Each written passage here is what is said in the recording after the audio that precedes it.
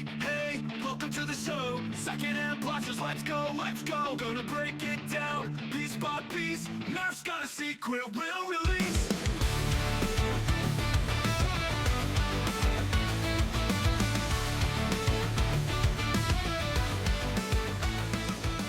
Old or new, we'll check the scene. What is up, Nerf Nation? It's your boy Normatico here, and we are back with another blaster review. Now, today we're going to be talking about a blaster that it is new on the store shelves, well, relatively new within the past month or so, and it is one of the pro-level blasters that everyone has been dying to get their hands on. We are talking about the Dart Zone Maxim Pro, I should say the Adventure Force Maxim Pro, licensed by Dart Zone. Now, Adventure Force, for those of you who do not know, it is a Walmart brand, and what they do is that they license blasters from Busby and from Dart Zone, and they wrap them up under the Adventure Force line to provide you a value blaster, not really a value quality, more like just a low price blaster that is really good quality. In fact, Adventure Force is what they marketed the Nexus Pro, the Nexus Pro X, the Aeon Pro, the Aeon Pro X, and a whole slew of other Busby blasters and Dart Zone blasters as well. In fact, if you've not picked one out, the modern day darling for under $10 is the Desperado, which is a really cool little revolver blaster. People are in love with it. I have not picked one up just myself yet. However, it is one that is on my to-buy list. Now, let's talk about this particular blaster because I have seen a lot of people say so many things, and it's to the point right now where this phrase, it doesn't really mean anything to me anymore. A Stryfe killer. Now, they're claiming that this is the Stryfe killer. There are some YouTubers out there that are much larger than I am in the community that say this is the final nail in the coffin of the Nerf Stryfe. Look, I'm going to tell you right now, I've heard that so many times right now, and mind you, it may be true. We're going to find out. But does that really mean anything anymore? The Stryfe is over 10 years old by this point. So if it's not dead yet, is it ever really going to die? I don't know. But let's take a look at what we can get out of this. So, of course, they did change things up. They don't have the flip open top, of course, so we're going to actually have to tear into this box. Got my little thing there to take the tape out. And let's see what is inside of here, because it is native Talon compatible, according to all things I've read. It does promote that it can reach distances up to 150 feet. And, ooh, that's actually really pretty. That's like a translucent orange shell with the black. Okay, that is a really cool looking design. I'm digging that. All right. Well, yeah, I'm digging this. I am digging this. Okay, so let's go ahead and get this out of the box here really quick. So as I was saying about the Stryfe, they say that the Spectrum was supposed to be a Stryfe killer, and the Spectrum was a good blaster. I have a couple of them, and I have the Dart Zone Thunderbolt, which in my opinion is the follow-up to the Spectrum. It's just a reshell, really. And that's also a cool blaster also, but those were supposed to be Stryfe killers as well, but yet the Stryfe survived. Yeah, no. The only way that you're going to kill the Stryfe is if you get modifications that are made for this that are not available for the Stryfe. And maybe there's going to be someone who decides to 3D print some body kits that are going to make this thing look even better than a Stryfe. But until then, you have all of those worker kits that you can install on a Stryfe to make it look like an MP5. You can make it look like anything you really want, and it looks like a really cool blaster. So I don't know about a Stryfe kill, folks. So it might outperform a Stryfe, which is not saying much because this is supposed to be a pro-level blaster, and the Stryfe only gets 65 to 70 FPS unless you modify it. So, yeah. Now, I'm going to go get some scissors really quick to cut these little plastic parts out, and we'll be back with what the blaster looks like in my hands. Alright, so we have the blaster outside of its box right now, and the blaster does come with 12 of the gray with orange tipped Ember Strike darts, or the Adventure Force Pro darts, whichever one you want to call them. Either way, they are made by Dart Zone, and they are very decent darts. They claim distances up to 150 feet on this box. Generally, they say up to 125 feet when you buy them separately. I'll be honest with you, I've launched them much farther. It really does depend on the actual blaster itself. The blaster does come with the sight already mounted on here. As you can see, there's the rear sight and the front sight as well. And it does have a battery door cover, which actually I've already removed because it does require 8 AA batteries to get the blaster to fire. That is 12 volts, which means this should hold a LiPo without a problem. The cool part, the part that I really enjoy, is that Dart Zone, when they design these things, they make it so that you can LiPo them. And it is very easy, because with a simple screw right here, you just take this out, and this battery tray should pop right off, like so. And it is connected with an XT30 connector.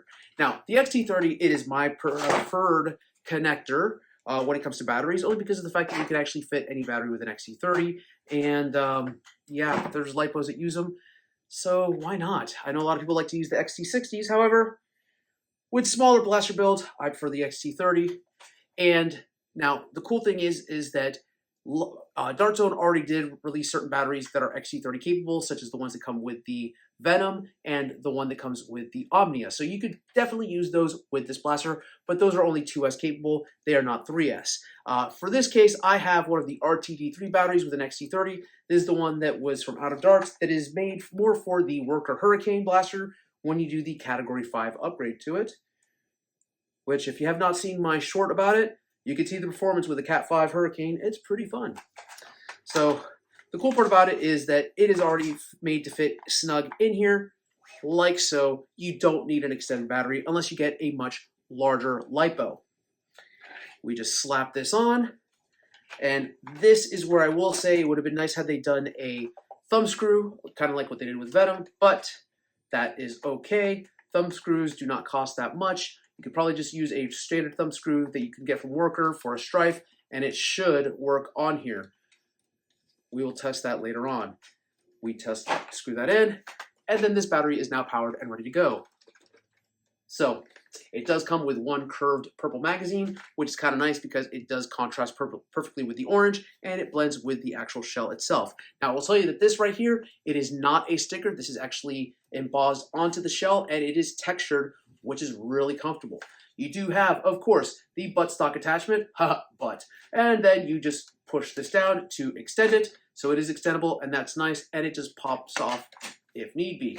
You do have to push that down in order to get that to clip back in, and yeah. So all in all, this does feel pretty comfortable, and that is great. Now, the one thing that I'm not too sure of about here, they did this with the Venom Pro, and I wasn't very happy about it, is the actual rear rev trigger switch back here. So once you hold this in, that is going to rev, and I'll be honest with you, if you're like me, that you hold the blaster tightly, it's going to rev it, and I'm not the biggest fan of that, but I'm sure somewhere out there, there's already a dual trigger switch for this right here. Of course, you do have a rev trigger safety switch right there that you can turn that off. That way, you can grip this freely. And of course, unless you have the rev trigger safety on, that rev trigger is not going to pull down, and that actual firing trigger is not going to do anything. But in order to pull the firing trigger, you do have to pull the actual rev trigger itself to get the blaster to fire. Now, from the cage internals, one of the things that you can see as this is a clear blaster is that this blaster cage, it looks very similar.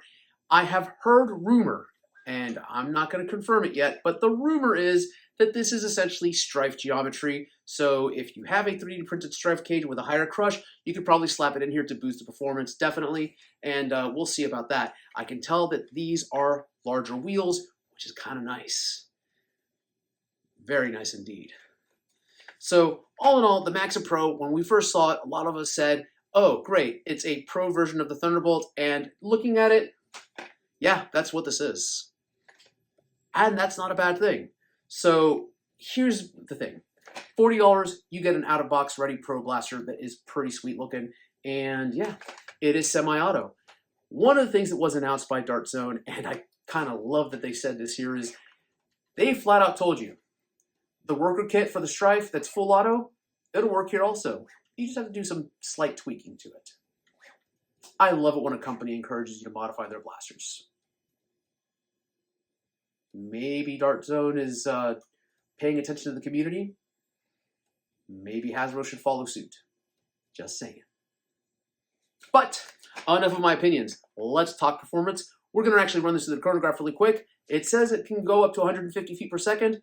I think with the 3S LiPo, we might get that maybe a little bit more, but who knows? We rise to fame, feel that beat, it's coming in hot.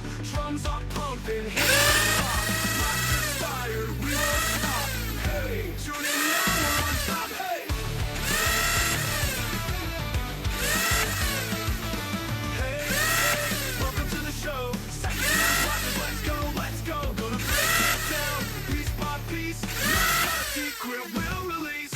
Old or new, we'll check the scene. Work the bugs or just the dream. For kids, for teens, for the keen. We'll test the best you've ever seen. Blast away, day by day. We'll find the ones that play the way. Second hand blasters, you know the name. In this game, we rise to fame.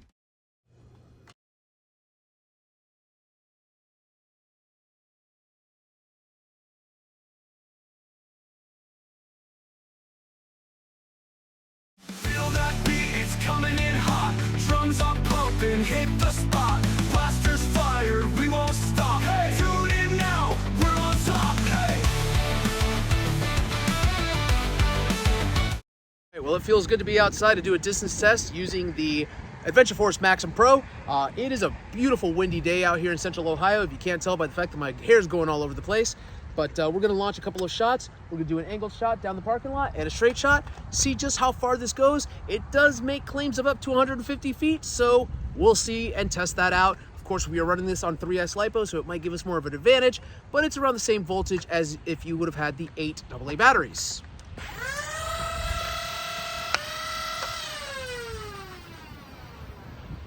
That probably hit the 150 feet.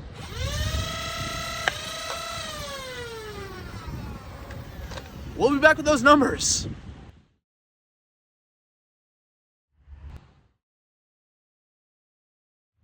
Okay, so quite the impressive performance from the Maxim Pro. With the straight shot, I got 132 feet, so that was very good. But it did say up to 150 feet. Now, that tree that is back there, I measured it at around 185 feet away. The dart is stuck in the tree. So how far could it go? I don't know. What I will tell you, and you're not gonna see it recorded, when I was back there by the tree, I shot back towards the camera and it landed a little bit past the camera. So I can safely say 185 feet is the maximum range with the Maxim Pro. So very well done. Good job, Dart Zone Adventure Force, on being an honest blaster. Up next, my final thoughts regarding the Adventure Force Maxim Pro. Feel that beat, it's coming in hot. Drums are pumping, hit the spot. Blasters fire, we won't stop. Hey, do it now, we're on top. Hey. And I am back with my final thoughts regarding the Adventure Force Maxim. Let me tell you, this is a good blaster, and at the price point of $39.99, $40, you're not going to beat this. So a pro level blaster that is a flywheel at $40 is fantastic. The closest pro flywheeler that I know that is to this price is the Nerf Sender, and the performance on that one is lackluster in comparison. I am not bashing Hasbro for that, but let's talk about this blaster in particular and why I think it is a better deal. So first of all, natural LiPo compatibility is fantastic. When you're dealing with a pro blaster with flywheels, you're going to want to deal with LiPos because that way you don't have to worry about buying new batteries all the time. That is something that this has over the Sender. Also, the actual magazine right here, that is a gravity drop. So that is very loose. Let me actually do this here. And that drops down. Now, what it does have against this is this right here. That is a pretty good stretch for your finger. So maybe the 3D printing community will come up with something to make this actually hook backwards a little bit so you don't have to stretch your finger as far to actually do a mag drop. Now, the manufacturing of the magazines, I will tell you Dart Zone makes some good magazines. However, the edge right here, you're going to notice that I put a bumper on here. That is because these are very sharp edges down here. G-Rex actually had this drop on his foot and it caused him to cut himself a little bit. So that's not going to happen with everybody. It could just be this particular magazine. but it is something to look out for. The other thing that I enjoy that it has going for it is that it has the tactical rail not only on the bottom, but on the top as well. So that way, if you actually had Picatinny, you could go ahead and do that without a problem. Very similar to the Thunderbolt. In fact, I would hazard to guess that you could probably attach the Thunderbolt grip on this blaster. I did not try that. Don't quote me on it. That's just my guess. I have seen people open up this blaster and put the B card in here and a P card directly mounted in here. The geometry does match it, so yes, that is possible. Why you would want to do that necessarily with a flywheeler? Maybe more for accuracy, but you're probably going to get an FPS drop with that. I'll be honest with you, I didn't notice anything wrong with the accuracy of this blaster. For a flywheel, they seem pretty well aligned, so I'm probably not going to do that with my blaster itself. Now, focusing on the motors itself, you can see here that you can actually probably swap out those wheels and maybe increase the performance just a little bit. I can't say for sure that this will fit day brakes in here. It might, because that looks like the geometry for a day brake wheel, which naturally would give you a little bit more, I guess, higher numbers FPS-wise. So all in all, it is a very solid choice. Who is this blaster for? It is 14 and up on the box. Now, am I going to tell you that you have to be 14 years old to use this blaster? Absolutely not. This is something that an 11-year-old could easily pick up and use as long as they are responsible.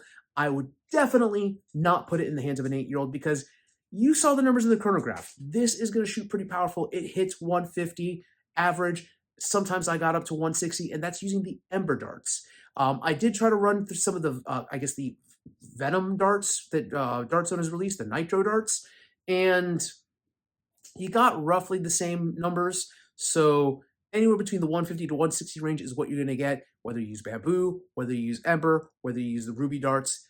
That is the range of this blaster. So do with that what you will. Is it a fun blaster? Look, at this point in time, when you're reaching the pro levels, there is an element of fun to it, obviously, but it's not quite the fun of the gimmick blasters, the low-level blasters. So who is going to enjoy this the most? It is definitely going to be the young teenage crowd and the pro adult nerfer. If they want something for a 150 battle, this is going to be it. HVZ, unless you're going to dumb down the motors or put a 43mm crush cage in here, this is not going to be HVZ compatible. Stick to the 150 games because, again, it's going to be good for those types of clubs. If you want to do something less than 150, put in a 2S LiPo instead of a 3S, and that should get you anywhere between the 130 to 150 range, not more than that. Very rarely will you get above 145, to be honest with you, with a 2S LiPo. So, but yeah, I mean, it's a great blaster. This is fantastic. $40, this is what I want for $40. I will tell you that aesthetically, it is a very pleasing blaster to look at. This is definitely going to be going up on my wall, and it's probably going to go up next to the Aeon Pro X because they both have the same color scheme. And yeah, I'm digging it. Definitely digging it. Good job, Dart Zone. Good job, Adventure Force, on putting this on the shelves. Now, one thing I want to go ahead and call out really quick, and I'm going to have to say the negative about this blaster. Because it is a Walmart exclusive, depending on where you're at, Walmart is notorious for being slow to put stuff out on the shelves. This had been released for over a month before my local Walmart even put it on the shelves. They had it available to purchase online, and it didn't ship on time.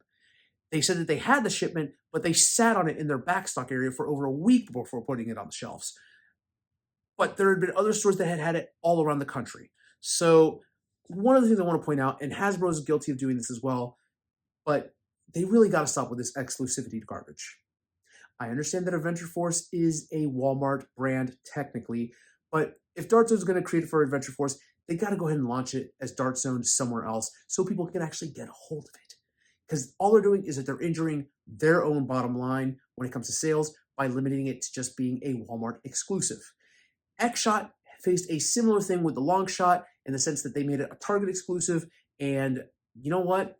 Target was pretty decent about putting it on the shelves, but there were still Targets that were very slow to do it, and by the time that the Targets put them on the shelf, X-Shot suffered from the issue with the actual plunger tube that would crack, and people were weary about buying it. So do with that information what you will. I do want to thank you all for watching Secondhand Blasters. If you enjoyed this review, go ahead and actually click the like and subscribe button. That way you're notified whenever I launch any more new reviews. And just remember, every single 100 subscribers I get, I do give out a free blaster. So you might win one. Until next time, keep on blasting.